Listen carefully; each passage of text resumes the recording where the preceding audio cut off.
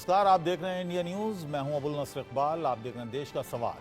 और आज देश का सवाल है कि नागरिकता कानून पर मजहबी सियासत कब थमेगी।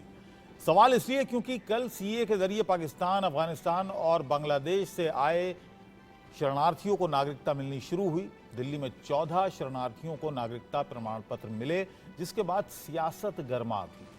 पश्चिम बंगाल की सीएम ममता बनर्जी ने तो यहां तक कह दिया कि इंडिया गठबंधन की सरकार बनी तो सीए को रद्द कर देंगे, जिस पर प्रधानमंत्री मोदी ने भी करारा जवाब दिया। उन्होंने दो टूक कहा कि कोई भी सीए को खत्म नहीं कर सकता। उन्होंने इंडिया गठबंधन के नेताओं पर धर्म और मजहब के नाम पर सियासत करने का आरोप लगाया। लेकिन अब सवाल है कि आखिर पाकिस्तान, अफगानिस्तान और बांग्लादेश से धार्मिक प्रताड़ना के चलते भारत आए शरणार्थियों को नागरिकता मिल रही है, तो इसका विपक्ष में विरोध क्यों है? आज इसी मुद्दे पर चर्चा करेंगे। कई मेहमान भी हमारे साथ जुड़ेंगे, लेकिन पहले आपको एक रिपोर्ट दिखाते हैं।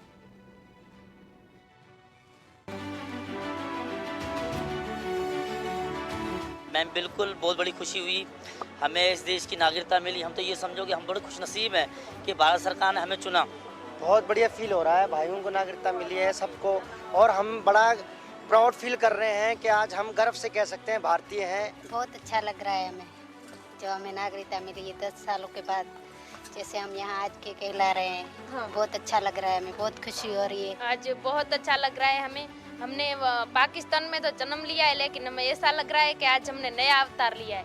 बहुत अच्छा लग रहा है। पाकिस्तान में तो हमें ऐसे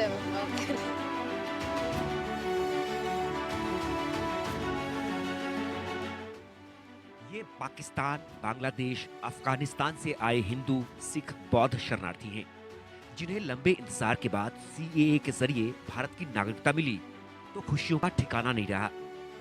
जिन्हें नागरिकता का सर्टिफिकेट मिला वो खुशी से झूम उठे। प्रधानमंत्री मोदी और गृह मंत्री अमित शाह का गुणगान करने लगे, आभार जताने लगे। बहुत खुशी मिली, बहुत खुशी मिली। आज जीवन तक हम याद करेंगे। आने वाले समय में हमारे औलाद आएंगे, उनको भी कहेंगे हमारे पास एक गृह मंत्री था, एक प्रधानमंत्री था जो हमें हमारी पुकार सुनी थी।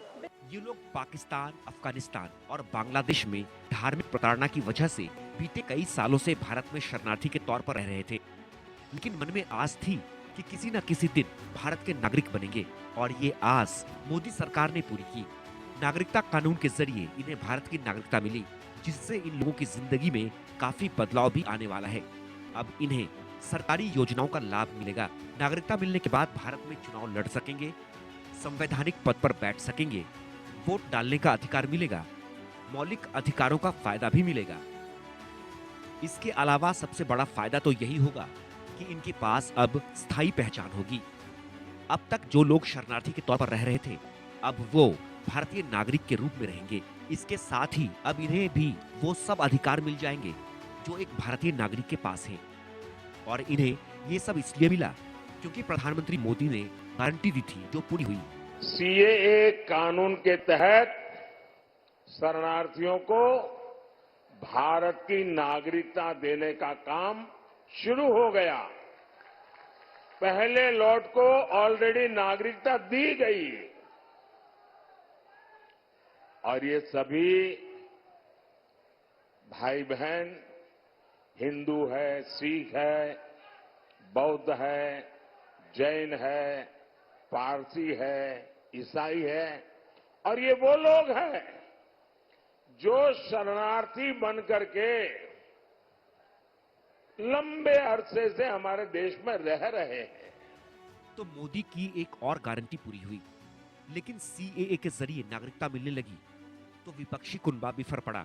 पश्चिम बंगाल की सीएम ममता बनर्जी ने तो सीएए रद्द करने की चेतावनी तक दे डाली। उन्होंने कहा, जब चुनाव आता है तो बीजेपी को सीएए की याद आती है, मतुआ वोट याद आता है। मुझे बांटने की राजनीति पसंद नहीं है।